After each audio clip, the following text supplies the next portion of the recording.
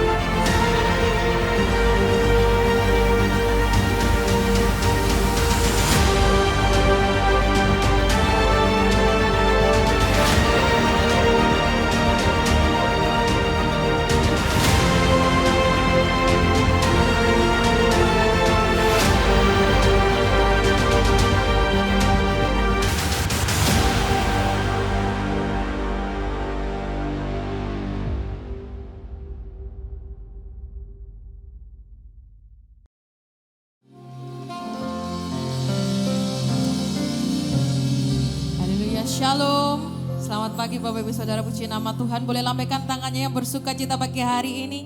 Haleluya, amin. Mari bersama-sama sejenak kita bangkit berdiri, kita mau memulai ibadah kita. Kita mau naikkan ucapan syukur di hadapan Tuhan untuk hari yang baru yang Tuhan berikan buat setiap kita. Kita bersatu di dalam doa. Kami bersyukur buat pagi hari ini, buat kesempatan yang Kau berikan buat kami Tuhan. Boleh ada di tempat ini bersama-sama dengan saudara seiman kami, dengan keluarga kami. Kami rindu kami boleh memuji, menyembah Engkau dengan segenap hati kami Tuhan. Biarlah pujian penyembahan kami ini boleh menjadi dupa yang harum di hadapan-Mu, menyenangkan hati-Mu. Dan dan Engkau ditinggikan di tempat ini. Terpujilah namamu di dalam nama Yesus Kristus. Yang siap memuji nama Tuhan, sama-sama kita mau berkata, amin. Silakan duduk Bapak Ibu Saudara. Haleluya.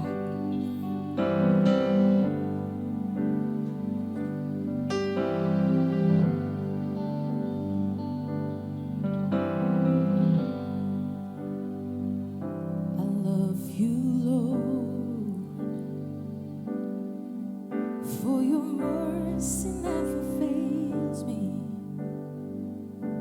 All my days I've been held in your hand.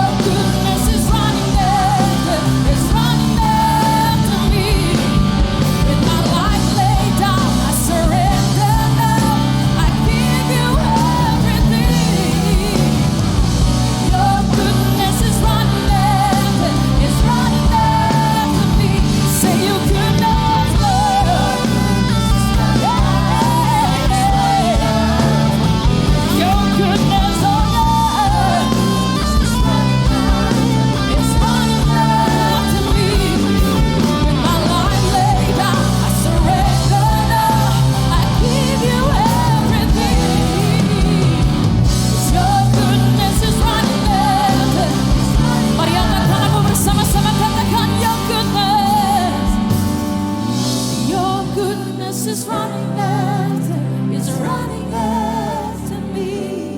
Amen. 'Cause your goodness is running after, is running after me. With my life laid down, I surrender now. I give you everything. 'Cause your goodness is running after, is running after me. Berapa banyak di tempat ini Bapak Ibu Saudara, kita tahu bahwa Tuhan baik dan Dia setia dalam hidup kita. Mari bersama-sama kita bangkit berdiri. Angkat tanganmu tinggi, biarlah kiranya pagi hari ini Tuhan Yesus saja yang ditinggikan. Biar hanya Dia saja yang dimuliakan. Karena kebaikan Tuhan senantiasa mengiringi perjalanan hidup kita. Dia senantiasa ada dalam setiap musim. Dia selalu ada dimanapun engkau berada. Mari katakan bersama. All my life you have been faithful. Come on, sing with your heart. Sing. All my life you have been so good. With every breath that I have, every breath that I am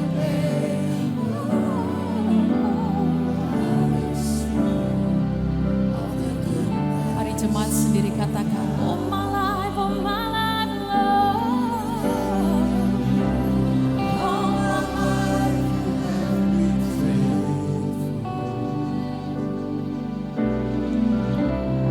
All my life you have been so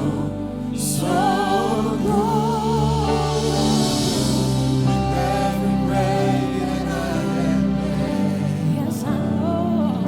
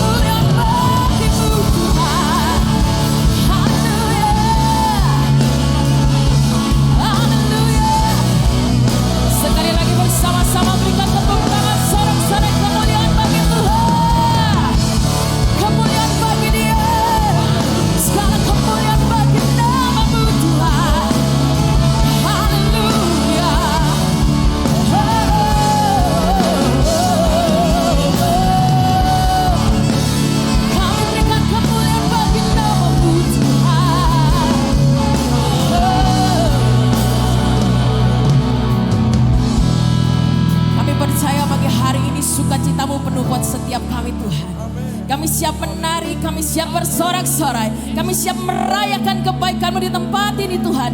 Di dalam nama Yesus Kristus yang siap memuji, menyembah dan meninggikan nama Tuhan, sama-sama kita mengatakan amin. Haleluya. Haleluya.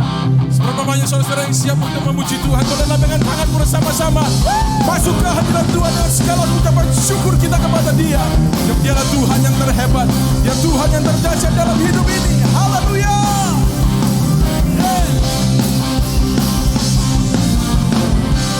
Kita datang ke hadirat.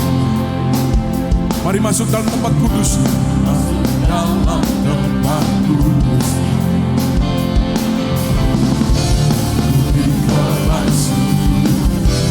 Pujian dan sembah, hormat bagi-Mu Yesus. Tuhan Allah hadir di sini. Amin. Tuhan Allah hadir di sini. Bertata atas pujian Allah bangkit, Allah bangkit dan semua musuhnya berserah. Mari semua bersorak, semua katakan, hey, Allah kita dahsyat. Dengan kasih-Nya, kasih-Nya sungguh dahsyat. Allah kita dahsyat. Kuasa-Nya, kuasa-Nya sungguh dahsyat. Ya Tuhan, ya Tuhan, ya Raja, ajaib perbuatan-Nya. Katakan, dahsyat, Allah kita dahsyat. Allah dahsyat. Kita masuk ke hadirat, masuk dalam tempat kudus. Mari bawa semua yang terbaik buat Tuhan pagi hari ini. Kami gembirakan korban syukur bagi-Mu Tuhan. Haleluya. Hormat bagi-Mu Yesusku. Tuhan Allah hadir di sini. Bertata atas pujian kami. Bertata atas pujian kami. Katakan Allah bangkit. Allah bangkit dan semua musuhnya berserah. Mari semua bersama-sama bersorak. Semua, hey, Allah kita dahsyat. Kasih-Nya sungguh dahsyat. Allah kita dahsyat. Allah kita dahsyat. Kuasa-Nya, kuasa-Nya sungguh dahsyat. Dan ya Tuhan, ya Tuhan, ya Raja, ajaib perbuatan-Nya. Dahsyat, Allah kita dahsyat. Di seluruh bumi ini, di dalam dunia ini, tidak ada Tuhan yang dahsyat seperti Tuhan kita. Siapa namanya Tuhan kita? Siapa namanya? Ya Tuhan yang ajaib, ya Tuhan yang perkasa, ya Tuhan yang perkasa dalam hidup ini. Mari bersama-sama saudara itu semua. Angkat tanganmu semua bersama-sama katakan, Allah kita dahsyat. Yes, kasih-Nya, kasih-Nya sungguh dahsyat. Allah kita dahsyat. Allah kita dahsyat. Kuasa-Nya, kuasa-Nya sungguh dahsyat. Allah kita dahsyat. Allah kita dahsyat. Kasih-Nya sungguh dahsyat. Allah kita dahsyat. Kuasa-Nya, kuasa-Nya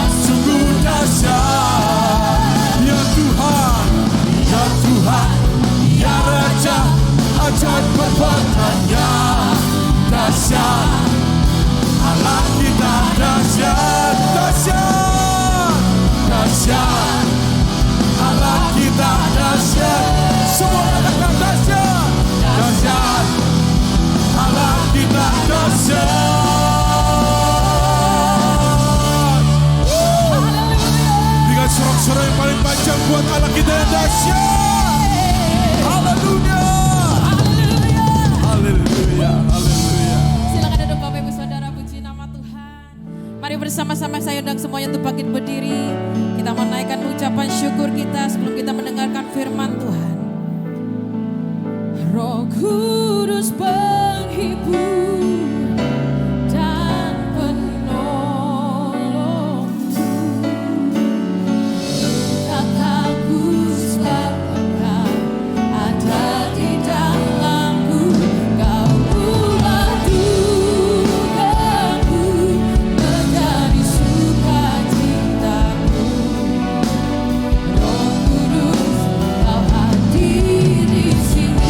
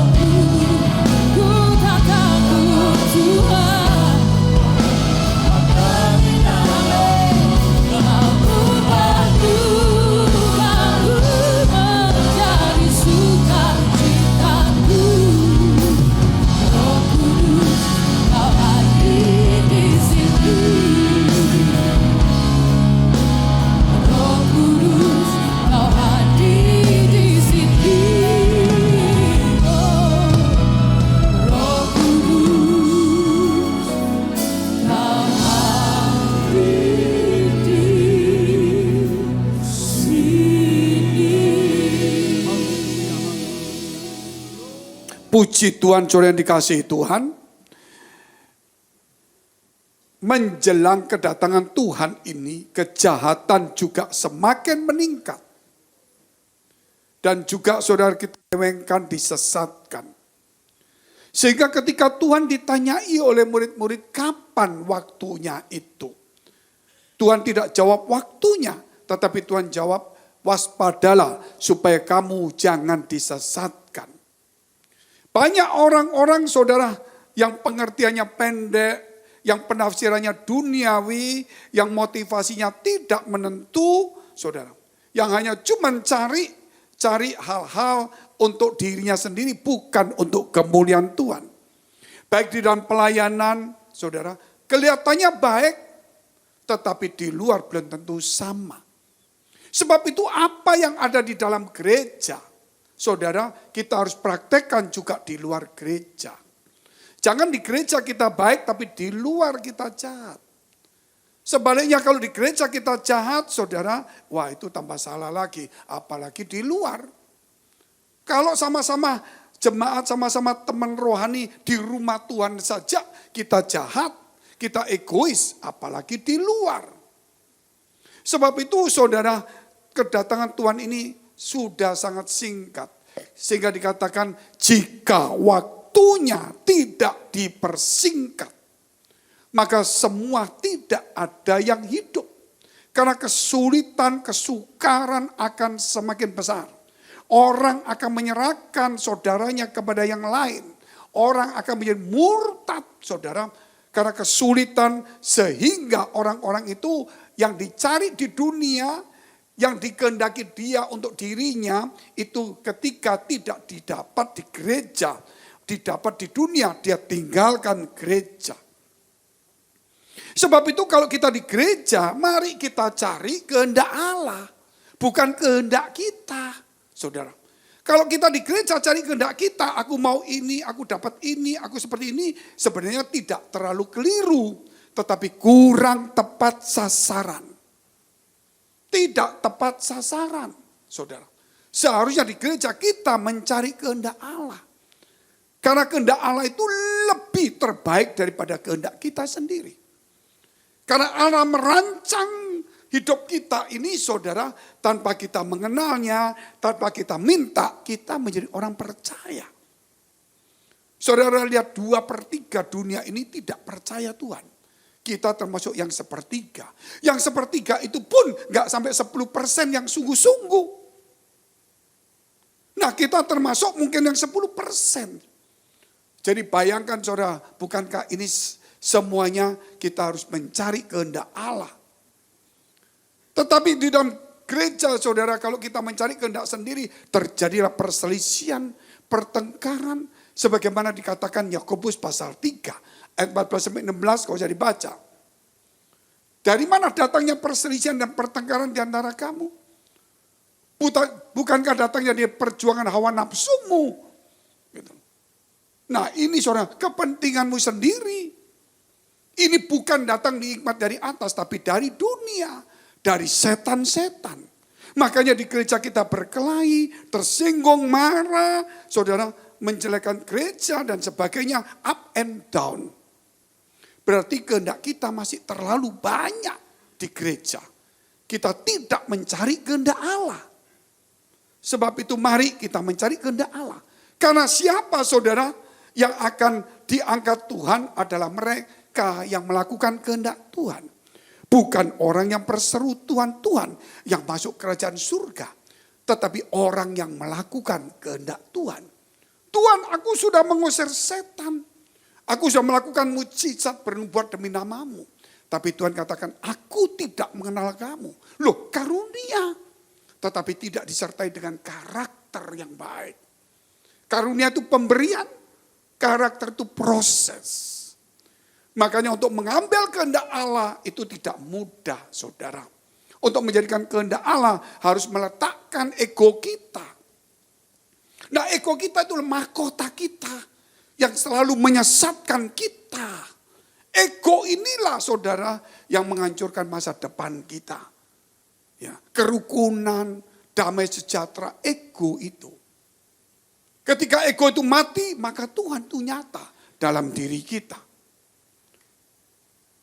Nah kedatangan Tuhan ini tidak lama lagi. Tuhan katakan supaya menyiapkan umat yang kudus. Bukan semua orang di gereja itu diangkat. Tetapi kalau menurut saudara yang dikatakan Matius 25 Tuhan katakan ada 10 itu menunjukkan satu tempat saja. Maka mereka ini terbagi 2 yaitu saudara gadis bijaksana dan gadis bodoh. Sama-sama tertidur, sama-sama bangun, sama-sama punya pelita, sama-sama nyala. Hanya minyaknya yang kurang. Kemudian mereka mulai keluar mencari minyak. Ketika mereka kembali pintu tertutup, artinya di sini waktu sekarang zaman kemurahan, pengajaran pemuritan kita tidak mau meresapnya. Tetapi ketika saudara Tuhan mau datang, saudara mau ngejar, gak keburu. Karena saudara banyak hal yang harus kita perbaiki. Saudara lihat tanda-tanda zaman ini kesukaran. Kalau boleh dikeluarkan kitab Wahyu pasal 7 ayat 3. Setelah itu Wahyu pasal 9 ayat 4. Di luar daripada yang saya beri. Tidak apa-apa. Katanya, janganlah merusakkan bumi atau laut atau pohon-pohon sebelum kami memeteraikan hamba-hamba Allah kami pada dahi mereka. Jadi ada meterai di dahi kita. Jangan cuma bicara meterai di antikris. Dia itu niru-niru. Sehingga sekarang orang takut bicara meterai di dahi takut. Sehingga yang diomongkan itu antikris terus. Yang dicari cuma urusan setan terus. Yang dipelajari soal setan, buang waktu, setan tetap setan. Saudara, lebih baik saudara mempelajari Tuhan saja. Itu lebih bermanfaat. Banyak orang pergi sana sini mempelajari setan. Akhir zaman dipelajari tidaklah salah. Tetapi kalau tidak mempersiapkan diri itu salah. Kalau akhir zaman jadi satu pengetahuan, saudara, itu akan merugikan. Tapi kalau akhir zaman itu saudara kita jalani dengan kebenaran firman Allah. Dengan nasihat Tuhan itu kebenaran. Orang banyak bicara tentang akhir zaman. Namun hidupnya hidup akhir zaman. Yaitu yang suka memfitnah, saudara. Hamba uang, saudara. Suka menyombongkan diri, tidak sopan, tidak tahu berterima kasih. Kalau kita bicara akhir zaman, ayo saudara, yang kita persiapkan adalah bahwa aku mempersiapkan untuk saudara ikut naik ketika pengangkatan. Sebab itu dikatakan bahwa ketika malaikat itu saudara diperintahkan Tuhan untuk menghancurkan bumi, maka saudara yang malaikat turun satu berkata, tunggu dulu. Jangan kau rusakkan semuanya ini. Sebelum, kata Tuhan, bahwa aku harus memeteraikan hamba-hamba Tuhan pada dai mereka. Jadi itu persiapan untuk kehancuran. Sebelum hancur, Tuhan ingin menaruh materai itu di hati kita. Amin. Jangan waktu hancur, saudara cari Tuhan. Maksudnya kalau sudah dunia ini hancur, saudara, wah sudah aku tak cari Tuhan. Nah, sebelum kehancuran, Tuhan sudah memeteraikan semua. Nah, kalau kita tidak dimeteraikan, apa yang terjadi waktu kehancuran itu? Kita lihat Wahyu 9 ayat 4. Dan kepada mereka dipesankan supaya mereka jangan merusakkan rumput-rumput di bumi atau tumbuh-tumbuhan ataupun pohon-pohon. Melainkan hanya manusia yang tidak memakai materai Allah di dainya. Jadi pohon-pohonan saudara, rumput-rumput tidak dirusak. Yang dirusak itu saudara yang dihancurkan itu adalah manusia yang tidak memakai materai Allah di dainya. Berapa lama? 6 bulan mereka disiksa. Seperti digigit kalau cengking menderita, demam tinggi, kepala mau pecah, lebih daripada malaria. Lebih daripada saudara COVID yang namanya Delta. Lebih. Orang cari mati gak bisa mati, maut meninggalkan. Bukan dokternya pandai. Obat apa saja saudara dikasih, dia penting tidak mati, tapi tetap sakit. Karena tidak ada obat untuk menyembuhkan. Tetapi tidak ada satupun yang bisa mati. Itu firman Allah. Nah, kita masuk di tempat ini karena kita melihat orang menderita. Tapi kita tidak sakit, saudara. Karena ada materai Allah. Nah, inilah namanya, saudara, bahwa kita akan masuk di dalam masa kesukaran kecil. Karena ada kesukaran, ada kelaparan, ada bencana. Kita kena sedikit. Tapi untuk yang fatal-fatal kita tidak kena. Karena ada materai, ada jaminan, ada pemeliharaan Allah. Walaupun mungkin ada kesukaran. Kita mengalami kesukaran kecil. Setelah kesukaran kecil, maka Tuhan datang. Waktu Tuhan datang itu rapture, pengangkatan. Karena ada materai di dainya. Nah, saat itulah muncul kemudian saudara, masa kesukaran besar. Ya, orang yang mulai dianiaya orang-orang yang tertinggal. 5 gadis bodoh, orang Kristen yang tertinggal itu dianiaya. Selama 3,5 tahun dianiaya. Setelah dianiaya banyak yang murtad. Banyak yang murtad. Karena utangnya bank dikejar-kejar. Kalau mau selesai pindah, jual, imanmu jual. Nggak bisa, mau makan nggak bisa. Karena itu di zaman masa sukar. Sudah tidak ada penyertaan karena Roh Kudus diangkat naik. Jadi untuk orang bertobat sudah nggak bisa lagi. Yang hanya bisa adalah orang mempertahankan imannya. Nah, ini yang berat, saudara. Karena dikatakan yang menahan yaitu Roh Kudus akan diangkat. Nah, kita berjuang sendiri. Saudara, itu berat. Setelah itu baru Tuhan akan turun. Terjadilah perang Harmagedon karena Israel dikepung. Dan tidak ada satupun yang bisa menolong. Seperti Ukraina sekarang janjinya Barat mau tolong. Tapi gak bisa nolong, gak berani. Termasuk di Afghanistan, tolong gak nolong juga. Sehingga kemudian ketika Israel sekarang dibantu. Tapi begitu perang besar, Israel gak bisa dibantu. pamor barat sudah mulai hilang. Terjadi saudara, orang-orang sudah mengkristal yang di daerah sana. Dari situlah Israel tidak mengandalkan manusia lagi. Dia sadar, dia mengandalkan Tuhan. Dia berseru kepada Tuhan. Dia memanggil nama Tuhan Yahweh, Yahweh, yang muncul Yesus. Sebagaimana dikatakan saudara dalam Kisah Rasul pasal 1 ketika Yesus naik ke surga, para murid-murid menatap ke langit.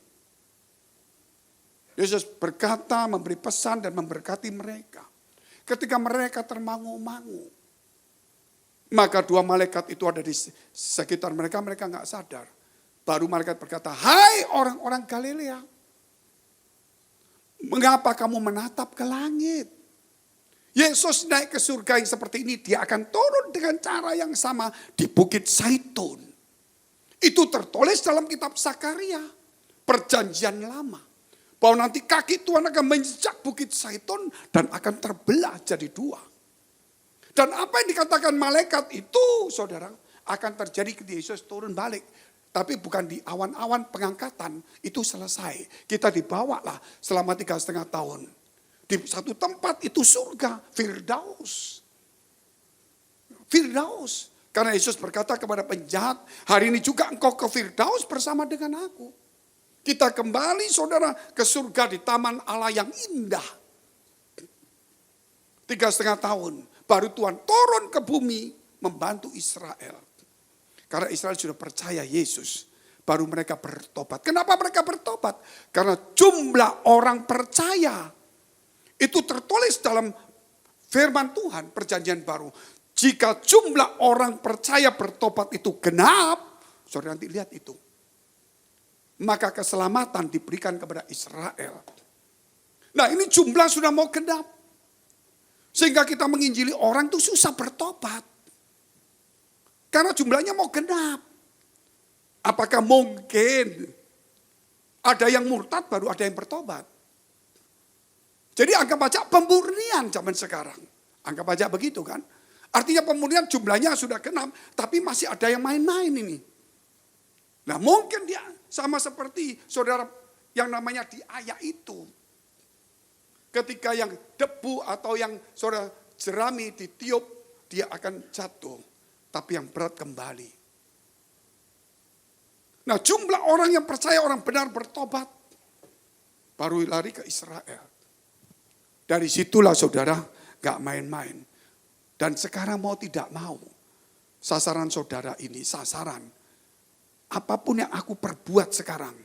Mau di ibadah, mau doa, mau pelayanan, mau WL, mau khotbah, mau musik, mau apa saja.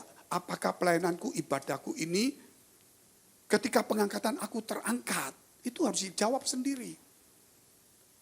Jangan bilang, oh pasti terangkat. No. Saudara mesti tahu hati nuranimu. Kelihatannya enggak deh. Kenapa? Karena aku kalau ibadah enggak pernah serius itu. Aku dengar firman cuma main-main. Padahal di rumah mungkin saudara masih bisa buka berita-berita. Tapi saudara di gereja enggak dengar firman, dengar berita lagi. Itu berbahaya. Mungkin waktu pujian enggak sungguh-sungguh. Dengar firman enggak sungguh-sungguh. Khotbah. Saya kalau khotbah pelayanan. Saya anggap apa yang saya khotbahkan hari ini. Besok sudah mungkin Tuhan datang. Sehingga saya, saudara, ketika Tuhan datang, saya enggak menyesal. Jangan bilang, sudah 3 tahun tak buat main-main dulu deh. Nanti tahun keempat aku sungguh-sungguh. Pas saya main-main 3 tahun, belum tahun keempat, Tuhan datang. Celaka saya. Sehingga apapun yang saya lakukan, ibadah saya, pelayanan saya, hari ini saya anggap ini yang terakhir. Sehingga saya memberikan yang terbaik. Saudara, itulah. Makanya saudara anggap aja ini terakhir. Saudara serap itu firman. Terima untuk merubah karakter kita. Karena bukan pengetahuan yang akan diangkat. Tapi manusianya yang akan diangkat. Bukan otaknya diangkat. Bukan ingatannya diangkat. Saudara. Tapi pribadinya yang diangkat. Yaitu karakternya di situ. Pengetahuan itu ada di pikirannya. Melalui satu proses di dalam hidupnya. Menjadi satu kelakuan karakter. Sama dengan saudara lihat itu makanan kita makan, kita kunyah, terus di perut menjadi energi untuk kita kerja. Kalau kita nggak makan, kita nggak kuat, lemas. Demikian juga sama. Pengetahuan kita terima, dicerna, dijadikan energi. Untuk apa saudara? Kelakuan kita harus kuat. Dulu saya tidak kuat angkat 5 kilo karena belum makan, sakit. Tapi setelah makan sehat 5 kilo enteng. Betul saudara? Demikian juga hari ini. Pengetahuan itu harus dijadikan kehidupan kita. Dijadikan lifestyle kita. Jangan dijadikan satu perdebatan. Makanya kalau orang STH lulus, bukan kadang-kadang bukan tambah baik. Tambah membangkang. Karena dia merasa tahu. Sudah lulusnya lulus surat. Saudara, tapi belum tentu lulus di hadapan Allah. Oleh karena itu saudara, kita lihat itu enggak main-main tentang akhir zaman ini. Kita baca dulu firman Tuhan, yaitu ini seri yang ketiga. Seri ketiga tentang dari surat 2 Petrus pasal 3 ayat 9-14. Ini seri ketiga. Ayatnya sama, tapi topiknya beda. Tuhan tidak lalai menepati janjinya. Sekalipun ada orang yang menganggapnya sebagai kelalaian. Tetapi ia sabar terhadap kamu. Karena ia mengendaki supaya jangan ada yang binasa. Melainkan supaya semua orang berbalik dan bertobat. Itu topik pertama. Berbalik dan bertobat artinya bertobat setiap hari. Berbalik artinya meninggalkan yang salah. Tetapi hari Tuhan akan tiba seperti pencuri. Pada hari itu langit akan lenyap dengan gemuruh yang dahsyat. Dan unsur-unsur dunia akan hangus dalam nyala api. Dan bumi dan segala yang ada di atasnya akan hilang lenyap. Itu diciptakan Tuhan, milik Tuhan. Langit dan bumi itu ciptaan Tuhan. Langit dan bumi itu milik Tuhan, betul. Ciptaan Tuhan milik Tuhan tetapi dihilangkan lenyap. Kita ini ciptaan Tuhan, milik Tuhan. Tetapi tidak dihilangkan. Kenapa saudara? Saudara, karena kita tidak bicara, saudara menjadi milik saja. Tetapi hidup saudara itu diberikan kepada Tuhan. Jadi semua di dunia ini milik Tuhan, tapi dilenyapkan. Tetapi kalau milik pribadi tidak. Sebab itu saudara harus menjadi milik pribadinya Tuhan. Hidup saudara. Makanya ada orang-orang yang berkata, oh dunia ini milik Tuhan dijadikan. Memang iya, tapi akan dibuang semuanya. Tetapi yang milik pribadi tidak akan dibuang. Amin. Berarti ada hubungan yang akrab. Ya. Jadi jika segala sesuatu ini akan hancur secara demikian. Betapa suci dan salehnya kamu harus hidup. Ini saudara seri kedua tadi kita bicara pagi. Suci dan saleh. 12. Yaitu kamu yang menantikan dan mempercepat kedatangan hari Allah. Karena dikatakan kalau waktunya tidak dipersingkat, tidak ada satupun yang hidup. Itu ayatnya Matius 24. Pada hari itu langit akan binasa dalam api dan unsur-unsur dunia akan hancur karena nyalanya. Tetapi sesuai dengan janjinya, kita menantikan langit yang baru dan bumi yang baru di mana terdapat kebenaran. Itu milik pribadi Tuhan. Bukan saudara cuma semua milik Tuhan akan diangkat. Enggak, milik Tuhan banyak dibuang. Hilang lenyap. Tuhan jadikan yang baru, langit bumi baru. Dan yang milik pribadi Tuhan ditaruh di tempat langit baru, bumi baru. Amin. Jadilah milik pribadi Tuhan. Terus ini ya terakhir. Sebab itu saudara-saudaraku yang kekasih. Sambil menantikan semuanya ini kamu harus. Berarti sudah harus. Tidak bisa tidak. Berusaha berarti mati-matian. Supaya kamu kedapatan tak bercacat dan tak bernoda. Di hadapannya dalam perdamaian dengan dia. Ketika dia mati demi dosa kita. Ada dua hal yang kita akan bahas hari ini. Yaitu tak bercacat dan tak bernoda. Poin pertama kita bicara adalah tak bercacat. Tak bercacat itu kita lihat dulu Kejadian 6 ayat 9. Inilah riwayat Nuh. Nuh adalah seorang yang benar dan tidak bercela di antara orang-orang sejamannya. Dan Nuh itu hidup bergaul dengan Allah. Ini saudara, kalau kita melihat, jadi tak ada cacat. juga berarti tidak cacat itu berarti tidak ada bercela. Tidak ada cacat, tidak ada bercela. Ini perlu sekali. Nah, bagaimana caranya kita supaya tidak bercacat, tidak bercela? Ya dimulailah saudara, kita ini mulai belajar hidup yang baik. Orang yang tidak bercacat itu, saudara, boleh saya waktu minggu lalu, saya waktu khotbah di kota Surabaya. Karena saya bangunnya kepagian, nunggu ibadah pertama selesai dilayani orang, saya nunggu kedua. Nunggu kedua karena parkir tidak ada. Karena gereja kita ini saudara parkirnya kurang. Sehingga kalau ibadah pertama belum selesai kita nggak bisa parkir. Saya tunggu di jalan raya, tapi nggak bagus kan di jalan raya bahaya. Saya belok kiri, ada jalan kembar kecil, saya berhenti di situ. Ternyata sepi. Saya lihat di sebelah, oh tempatnya saudara markas Angkatan Bersenjata Indonesia. Saya lihat, oh di sini tenang. Tapi di situ saya duduk diam baca firman. Saya terus jadi dapat rema. Remanya begini saudara. Ini yang huni adalah tentara semua. Betul kan, tentara semua. Senjata ada semua, orangnya banyak semua. Di depan dijaga. Dikasih pagar, saudara. Dijaga. Loh, saya jadi bingung. Siapa yang berani masuk? Manusia nggak berani. Kucing mungkin berani. Manusia nggak berani, saudara. Nah kalau rumah kita pagar. Siapa yang jaga? Nggak ada soalnya. Orang masuk berani maling. Tapi siapa berani masuk ke rumahnya ini? Markas-markas gini. Tempat polisi umpama saudaranya. Kantor polisi. Saudara lihat itu. Selalu ada pagar. Dan ada yang jaga. Bayangkan saya berpikir, berarti negara ini bahaya dong. Ini tentara-tentara aja pakai pagar penjaga, apalagi kita. Pikiran kita seperti itu. Ternyata tidak. Kenapa ya? Saya pikir kok dipagar, kok ada penjaga. Padahal ini ada senjata. Orang di dalam laki-laki semua. Masih di posnya masih ada 6 orang lagi, saudara. Gak gampang, saudara. Masih ada portal lagi. Kenapa? Saya berpikir kenapa ya?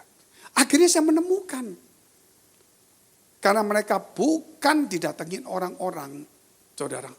Ternyata mereka ini, saudara, memerangi kejahatan dan kekacauan.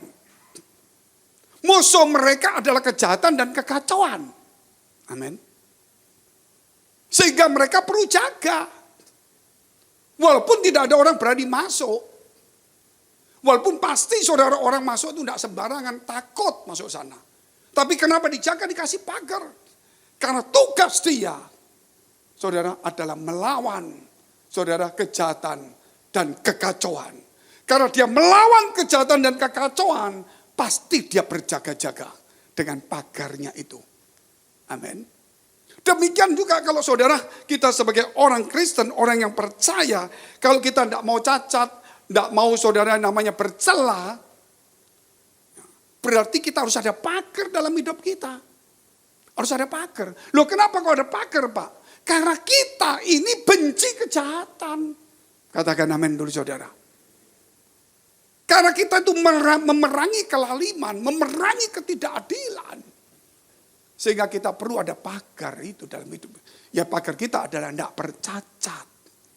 Kalau kita bercacat, saudara, serangan begitu banyak. Nah kenapa kok orang Kristen nggak bercacat sih Pak? Kan cukup masuk surga. Oh jangan main-main saudara. Karena kita diciptakan untuk berbuat baik, bukan berbuat jahat. Untuk memerangi kejahatan. Sehingga setiap orang berbuat jahat, kita harus balas dengan kebaikan. Amin. Dari situlah kemudian kita tidak bercacat. Pagar kita adalah tidak bercacat itu. Itu perlu sekali tadi saya beri ilustrasi. Bagaimana supaya tidak bercacat, tidak bercela. Dimulai pagi hari. Dimulai pagi hari. Ketika kita bangun pagi, apa yang kita kerjakan itu menentukan depan kita. Nah pagi hari kita bangun, kita berdoa, baca firman, saudara kirim renungan. Jangan lupa sebelum saudara masuk kamar mandi. Atau sebelum saya meninggalkan kamar, tempat tidur harus bersih rapi. Itu nomor satu. Kalau tempat tidurnya nggak rapi, saudara, bagaimana ke depannya bagus, rapi. Makanya mau tidak mau tempat tidur itu pekerjaan pertama.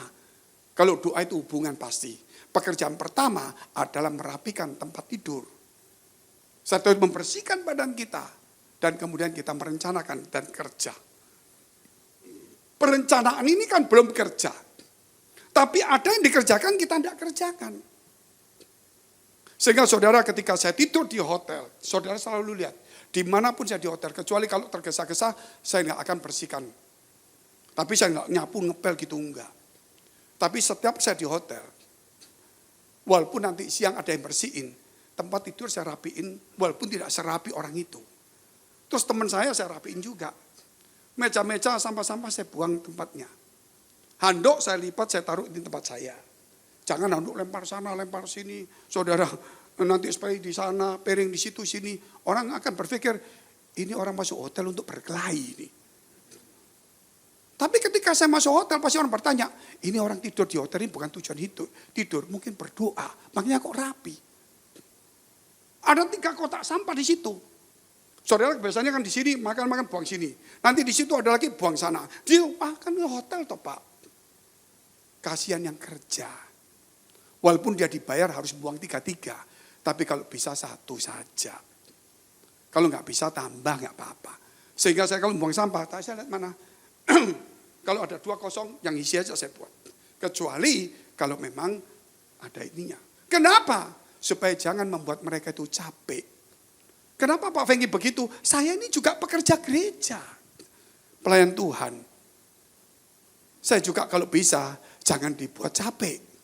Saudara. Kalau ada satu kerjaan, ya saya kerjakan baik.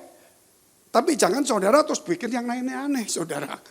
Nah, ini kan nambah persoalan. Tetapi sebagai pekerja siap saja. Termasuk pegawai hotel kan siap. Mau 3-4 sampah, mau buang tempat tidur tetap siap. Tapi kalau bisa tidak. Itu namanya tidak bercacat, tidak bercela. Dimulai, saudara, jangan melakukan sesuatu yang menyakitkan hati orang, merugikan orang lain. Itu perlu dulu. Kalau hati kita selalu ingin merugikan orang lain, kalau hati kita ini senang atas bencana orang lain, saudara, berarti kita akan penuh dengan cacat celah. Tapi kalau kita tidak mau merugikan orang lain, tidak mau menyakiti hati orang lain, walaupun tetap orang itu akan rugi. Walaupun mungkin orang itu tetap akan sakit. Karena di dunia ini pandangan kita bisa berbeda. Tapi hati kita tidak boleh seperti itu. Itulah makanya Tuhan ingin supaya kita menjadi berkat dimanapun berada. Itu ajaran Yesus. Nah kalau kita kembali ke gereja dan ajaran Yesus, siapa yang menyelamatkan kita? Yesus. Gitu loh. Yesus yang mengampuni dosa kita. Dan kemudian dosa kita dibersihkan semuanya. Terus bagaimana? Dia memberikan pelajaran. Anggap aja kita masuk sekolah hidup di minggu ini. Sebenarnya gak cukup 1 minggu 2 kali. Saudara kalau sekolah itu setiap hari. Makanya ada YouTube kita, ada renungan, ada semua. Itu mengisi kita. Supaya setiap hari pikiran kita itu dibersihkan. Rumah kita, kamar tidur kita anggap aja dibersihkan. Kalau nggak dibersihkan numpuk. Saya melihat ada satu cerita di TV. Ada orang kaya di Jepang. Saking kayanya dia punya anak laki satu-satunya. Anak laki-lakinya dimanja. Diberikan rumah mewah besar. Sekolah tapi ya karena sudah hidupnya ada duit ya sudah. Tinggal aja lu tidur, makan tidur gitu. Cukup. Tapi saudara tahu tidur. Tanaman tidak dipangkas jadi kayak hutan. Sampah-sampah saudara. Botol plastik tuh di mana-mana. Puluhan tahun. Sampai ada TV datang lihat, waduh kok menjadi begini. Dibersihkan semuanya. Dia ikut bersih-bersih. Dirapikan. Rumahnya kelihatan rumah, pohonnya bagus semua. Dia senang nikmati. 3 tahun lagi, saudara, TV lain datang. Lihat jadi hutan lagi. Terus yang TV lain kan mau masukkan lagi. Mau saya bersihkan? Enggak. Loh kenapa? Aku capek ikut bersih-bersih. Bayangin saudara, jadi model seperti itu. Nah hidup kita kerap kali juga sama. Tuhan sudah bersihkan. Dan Tuhan ingin juga membersihkan kembali. Anggap aja saudara, kru dari surga datang melalui pendeta ini. Mau enggak kamu dibersihkan ini? Ayo sama-sama. Saudara enggak mau, berantakan berarti hidupmu. Saudara, tidak mungkin rumah tidak dibersihkan setiap hari. Saudara tinggal di hotel, kenapa? Karena setiap hari dibersihkan. Betul ya? Kenapa kita enggak suka di rumah? Karena kita jarang bersihkan. Pada rumah harus dibersihkan. Rumah kalau dia buka jendela pintunya, akan rusak, cepat rusak. Tapi kalau sering dibuka, bagus. Makanya saya pergi selama 2 tahun, ada satu hotel saudara. Sepi selama 2 tahun. Saya kadang ke sana doa tinggal. Hotel ini cuma 5 kamar, 6 kamar. Mungkin vilanya orang kaya, tapi dijadikan hotel. Mana ada hotel 6 kamar. Tapi saya masuk kamarnya, wih mewah semuanya. Saya lihat kenapa ini kok mewah. Setiap pagi ada tamu, nggak ada tamu. Pegawainya buka jendelanya semua, pintu-pintu dibuka semua. Terus dibersihkan, nggak ada tamu. Nggak kotor. Nah kalau saudara kerap kali kita kotor baru datang di gereja mau dibersihkan. Seharusnya kalau saudara bersih pun tetap dibersihkan. Katakan amin dulu. Setiap minggu harus ke gereja untuk bersih-bersih hidup kita. Nggak cukup kita mandi saudara 1 hari 2 hari sekali. 1 hari sekali aja rasanya kurang. Kecuali kalau orang yang nggak berkeringat dan keringatnya harum itu memang bisa. Nah inilah saudara, kita harus lihat yang pertama itu. Kita lihat dulu firman Tuhan.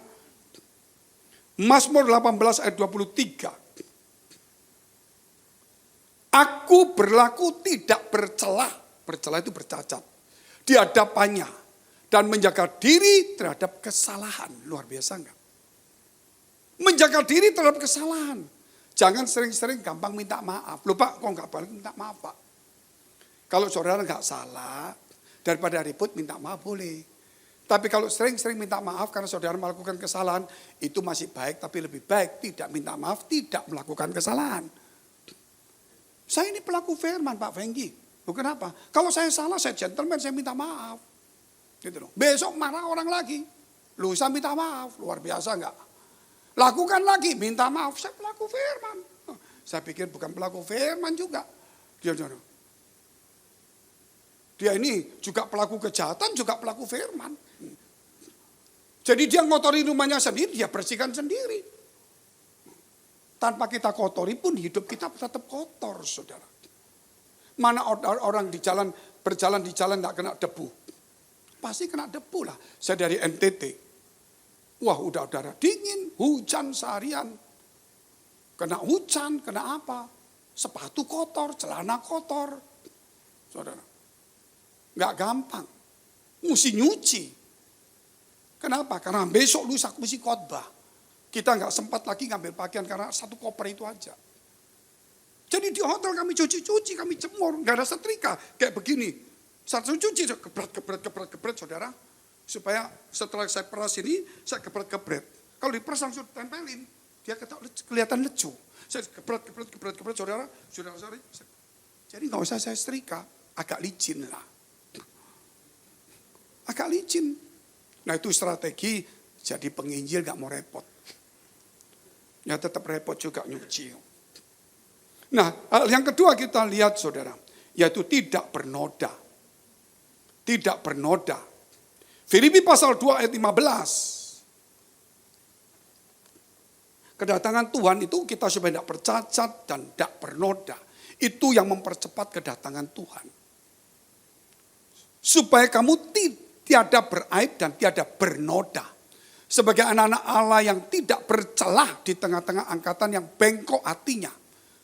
Berarti di tengah-tengah orang bengkok. Bengkok hatinya saudara, ke gereja, ngerti firman, tapi bengkok, cuma pengetahuan. Pengetahuan tidak dijadikan satu kekuatan perilaku hidup. Cuma menonjolkan diri kalau dia mengerti firman. Dan yang sesat ini, kenapa sesat? Ngerti firman tidak melakukan. Sehingga kamu percaya di antara mereka seperti bintang-bintang di dunia. Jangan bercacat, jangan bercelah, saudara. Nah kalau saya lihat, kita bicara tentang kenyataan. Coba kita lihat. Ya khususnya semualah. Laki-laki, perempuan, tapi kita bicara merias muka. Merias muka. Orang membuang waktu banyak itu di cermin. Betul ya? Kalau untuk menata pakaian mau pergi mana, itu cermin. Nggak bisa, tuh lihat aku, cocok enggak? Cocok. Males mikir saudara. Tapi cermin, kenapa harus lihat cermin? Karena cermin itu paling jujur. Tidak ada yang jujur selain cermin saudara. Cermin itu memantulkan apa adanya kamu. Mau dipecah tetap dia nyatain. Saya pecah kurang ajar. Sisa sedikit lihat lagi ya. Mau kayakmu ya ini aja. Betul nggak? Mau dipecah lagi ya mukamu kayak gini. Dia tidak pusing. Karena dia paling jujur di dunia ini. Sayangnya dia cermin bukan manusia. Kalau kita bandingkan cermin dengan ayam berkokok, mana yang lebih jujur? Ayam Pak juga jujur. Pagi-pagi kokok gitu saudara. Tapi juga, saudara lihat, Petrus itu saudara menyangkal Yesus sebelum ayam berkokok. Setelah menyangkal berkokok. Makanya juga saudara belum tentu jujur juga. Saudara, kadang-kadang saya tidur enak-enak, kok. Saya pikir sudah jam 4, jam 5. Jam 2 ini ayam ngelendur. Saudara. Mimpi dia itu. Bikin pusing orang. Nggak jujur juga. Tapi kalau saudara, kalau kita melihat itu, cermin itu jujur. Nah kita bicara lagi saudara. Kalau kita merias muka, ada yang salah sedikit saja. Pasti kita benerin terus, betul ya? Supaya nggak ada nodanya. Coba saudara pakai lipstik. Merah, sweet. Di sini ada bundar sedikit. Nggak apa-apa Pak. Supaya kelihatan darah menetes. Nggak mungkin. Pasti saudara dibikin sesuai dengan mulut yang bagus. Tapi kalau dibikin, ini kan namanya apa? Cloud ya. Yang ada di Amerika itu, yang pakai baju-baju itu. Ya, apa namanya itu bahasa Indonesianya? Badut. Gak mungkin. Saudara pakai bedak, saya kasih yang ini putih, yang ini agak krem. Gak cocok juga. Semualah saudara, pasti kita lihat itu merias muka, tidak ada yang mau kelihatan cacatnya itu. Demikian juga kalau kita melihat dalam kehidupan ini. Saudara, bahwa kalau kita muka kita ajak bercermin supaya nggak ada cacat. Kenapa dalam kehidupan kita tidak mau sungguh-sungguh bercermin melalui firman Allah. Karena perilaku hidupmu tidak bisa dicerminkan. Melalui cermin aku lihat, aku ganteng, bersih semua. Gak ada apa-apa, berarti kelakuanku baik. Dia cuma menampakkan apa yang dilihat dari luar. Tetapi cermin kehidupan tidak bicara nampak luar adalah firman Allah. Amin. Dia menuliskan jikalau kamu tidak mengampuni, kamu tidak diampuni. Kalau kita merasa menyimpan dendam terus, cermin itu saudara firman. Berarti ada noda itu, buang cepat, katakan amin dulu.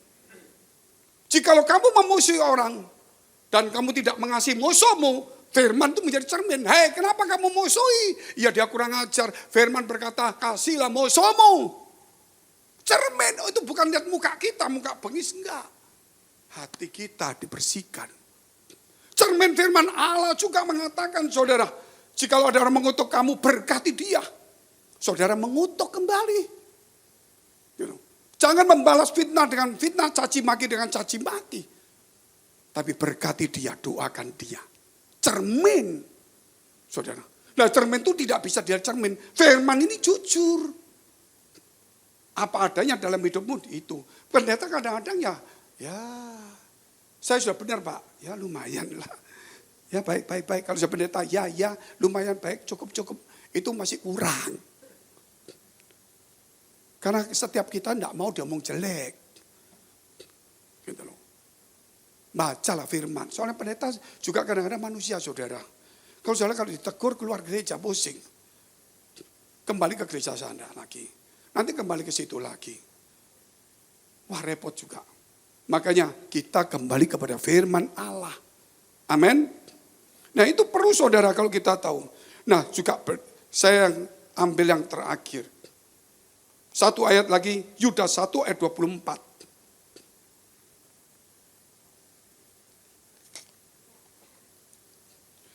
Bagi dia yang berkuasa menjaga supaya jangan kamu tersandung dan membawa kamu dengan tak bernoda dan penuh kegembiraan di hadapan kemuliaannya. Tuhan itu saudara menjaga hati kita. Melalui firman itu menjadi cermin. Saudara kalau lihat cermin di dunia ini tidak ada orang yang gak cermin. Mau keluar kamar mandi bercermin, mau apa saja bercermin. Oh saya tidak pernah bercermin Pak, iya pakai handphone. Saya di pesawat itu saudara, lihat saya pikir orang itu kok handphone lama ini. Ternyata dia bercermin terus. Saya pikir ngapain ini, mungkin ngomong sama temennya kan. Enggak ada suara. Apa ini? Oh dia ngambil ini. Oh dia bisa cermin, saya baru tahu. Saya jarang itu. Saya juga niru kadang-kadang. Ngantuk enggak saya muka saya ini. Saya ngantuk sudah. Cuci muka deh. Baru saya tahu ini ada cerminnya juga. Tapi saudara kerap kali kita lupa baca firman Allah. Makanya ada renungan firman itu cermin kehidupan. Katakan amin dulu saudara. Kalau kita membaca firman Tuhan dan saudara tahu ada sesuatu yang salah, cepat dibuang kecuali lupa. Itu nggak bisa ngomong. Terus diingatkan firman jangan marah. Amin. Itu dia cermin karena pendeta itu menjadi cermin melalui firman. Sorry ya, kelakuanmu tadi kok gini, mestinya gini. Ini firman dia keluarkan. Gitu loh. Nggak ada pendeta gini, kamu tadi marah. Iya, kurang kenceng. Sikat dari belakang saya bantu. Kamu pukul dia kalau kalah, saya bantu dalam doa. Mana bisa saudara? Nggak bisa lah. Itu makanya kita harus tahu. Yang terakhir kita melihat tadi Yudas ini, dia menjaga kita supaya tidak bercacat. Supaya kita gembira, saudara. Ya tadi kan penuh gembira di hadapan kemuliaannya. Kalau nggak cacat ada kemuliaan Allah. Luar biasa bukan? Nah saya kasih contoh yang terakhir. Kenapa berlian itu walaupun kecil, dia bisa lebih mahal dari berlian besar. Kenapa? Karena bukan ukurannya. Kejernihan di dalamnya. Ada berlian batunya segini. Segini. Jadinya nggak mungkin separuh. Dia cari semua pakai keker.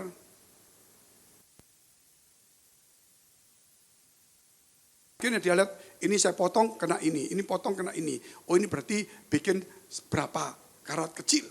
Kalau ini setengah karat, ini 1 karat. Loh kok nggak ambil semua? Karena dia cari yang nggak ada cacatnya. Dan begitu ada cacatnya, dibikin kecil. Nilainya beda. Makanya akhirnya dia gosok, dia pecah dulu, seret. Digosok pelan-pelan. Cacatnya dihilangkan dulu. Jadi kecil, kalau bisa kecil tidak ada cacatnya. Itu benar. Buat apa berlian besar tapi cacat semuanya. Saudara, ya tetap berlian Pak, ya betul juga sih. Nilainya cuma rendah saja. Orang beli pun malas. Orang mau berberlian itu saudara adalah orang yang memang koleksi untuk sesuatu yang indah dan tidak bercacat. Warnanya, makanya ada apa namanya? Saya lupa itu. Karena saya sudah jual semua itu apa jadi lupa. Masa pandemi jual satu-satu jual lupa semua. Apa itu? PPS 1 ya benar kan? VVS very very small. Very very small. Very very very small. Very very very very very small. Sorry. F1 kurang bagus. FFS 1 FFFS itu very very very saudara. Nah ini saudara mesti tahu begitu. Nah, Tuhan juga lihat. Oh ini Frankie. FS1. Pak William FS apa? Bukan FV. Ferry toh. VVS2. Dia lebih bagus. Ini lagi. V toh, bukan F ya. S3. Saudara lebih bagus. Nah saya ini harus digosok lagi. Semakin kecil gak apa-apa. Yang penting jernih. Yang melalui firman itu digosok terus. Saudara. Yang bisa menggosok hidup kita itu hanya firman sama roh Tuhan saja. Bukan tukang-tukang biasa. Pendeta pun gak mampu. Pendeta pun mesti gosok dengan firman, dengan roh Tuhan sendiri. Apa yang dikhotbahkan belum tentu pendeta bisa lakukan juga jujur. Makanya pendeta ngomong apa? Saudara kalau foto TV doa, jangan minta-minta. Besok datang ke Pak William. Will, rumahku gak ada TV. Mau doa sama saja saudara. nyuruh orang beriman. Dia malah enggak. Ini di sinilah letaknya. Jangan kecewa dengan pendeta. Karena mungkin dia ya VS1. Saudara mungkin VVS2. Kita nggak tahu. Yang penting kita sudah very small. Benar kan? Apa ya? Bukan very small ya. Apa ya? Pokoknya saudara, pokoknya celahnya paling sedikit gitu saudara. Itu yang berlian. Makanya ketika saya pergi ke Rotterdam, tempat berlian itu dulu loh. Sekarang sudah saya jual waktu pandemi. Saya pergi Rotterdam, antar teman-teman saya beli juga. Oke, yuk. Saya walaupun gini-gini jelek-jelek, walaupun bukan pedagang berlian, tapi berlian saya di surga kan banyak. Saya begitu lihat gini. Oke, suruh lihat ini bagus. Saya lihat sebentar aja lihat. Enggak, kenapa? Warna kurang, color. Oh iya, ya kasih lagi. Kurang, ada garis kecil titik. Oh I know, dia langsung, saya tahu. Kamu kalau gitu paling seneng ini, diambil satu kotak lagi saudara. Dek, saya bilang bagus warna, masih ada cacat kecil. Oh yes, tambah lama saudara, baru dikeluarkan yang bagus. Dan harganya mahal. Tapi saudara kalau nggak ngerti yang di sini, hampir disamakan dengan sini. Karena kita orang yang nggak ngerti. Makanya hari ini ada pelajaran berlian. Siap-siap besok beli berlian kalau ada duit. Itu saudara, jangan kita dibodohin. Banyak kita juga di gereja, oh saudara sudah percaya masuk surga, sudah bagus, dosamu diampuni. Apakah saudara punya cacat kecil atau cacat banyak? Harus digosok setiap minggu, katakan amin dulu. Karena Tuhan itu, saudara adalah milik pribadi Tuhan. Dia mau berlian hidup kita ini yang terbaik walaupun kecil. Sehingga kita semakin mengecil ego kita. Tuhan semakin besar dalam kehidupan kita. Kita bangkit berdiri, kita mau berdoa kepada Tuhan. Tepuk tangan dulu untuk Tuhan, haleluya. Mari kita berdoa syafaat. Kami berdoa Tuhan untuk semua gereja yang ada di seluruh dunia. Dari hamba Tuhan sampai kepada umat Tuhan. Kiranya Tuhan kau memberkati mereka. Supaya mereka menjadi berkat dan hidup mereka berdampak. Supaya di mana gereja mereka melayani dan berjemaat, dipenuhi orang-orang yang takut akan Tuhan dan tulus hatinya.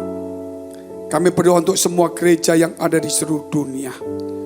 Supaya mereka bersatu rukun dan tidak terpecah-pecah. Supaya dunia percaya Yesus adalah Tuhan bagi kemuliaan Allah Bapa di surga. Demikian gereja di mana kami menggembalakannya. Gereja Best atau Blessing in the Spirit. Kami berdoa untuk setiap persembahan yang dipersembahkan umat-Mu. Kiranya menjadi dupa yang harum di hadapan Tuhan. Dan Kau memberkati segala pekerjaan rumah tangga, kesehatan, iman rohani mereka. Sampai kepada anak cucu mereka. Biar kebajikan kemurahan Tuhan selalu menyertai mereka. Mari dekapkan kedua tangan-Mu di dadamu. Karena untuk menerima berkat itu mudah dan pasti. Namun kerap kali hati kita tidak tahan uji. Sebab itu firman Tuhan berkata, jagalah hatimu dengan penuh segala kewaspadaan. Karena dari situlah terpancar kehidupan. Jadilah berkat dan terimalah berkat rahmat anugerah dari Allah Bapa di surga di dalam putra tunggalnya, Yesus Kristus yang sudah mati bagi dosa-dosa kita. Dan bangkit pada hari ketiga sehingga kita punya Tuhan Allah yang hidup dan iman kita bukan kepada Tuhan yang mati. Dan Dia naik surga menyediakan rumah bagi kita. Sehingga kita punya pengharapan yang pasti dan Dia akan datang kedua kali. Menjemput gereja jemaat dan umatnya yang berjaga-jaga kudus, dewasa dan bijaksana. Serta menghakimi dunia. Di dalam persekutuan dengan Roh Kudus, membuat hati kita berkobar-kobar. Roh kita menyala-nyala. Sehingga kita senantiasa di dalam kasih semula kepada Tuhan. Roh Kudus menghibur, menguatkan, memelihara, menginsafkan. Menuntun, memimpin kita kepada kebenaran dan kekudusan. Dan membuat kita menjadi saksi Kristus mulai hari ini sampai selama-lamanya. Kita akhiri dengan doa yang diajarkan Tuhan Yesus pada kita. Surga, dikuduskanlah namamu, datanglah kerajaan-Mu, jadilah kehendak-Mu di bumi seperti surga. Berikanlah kami pada hari ini makanan kami yang secukupnya, dan ampunilah kami akan kesalahan kami, seperti kami juga mengampuni orang bersalah pada kami. Dan janganlah membawa kami ke dalam pencobaan, tetapi lepaskanlah kami daripada yang jahat. Karena Engkau yang punya kerajaan dan kuasa dan kemuliaan sampai selama-lamanya. Amin. Shalom, silakan duduk. Tuhan Yesus memberkati.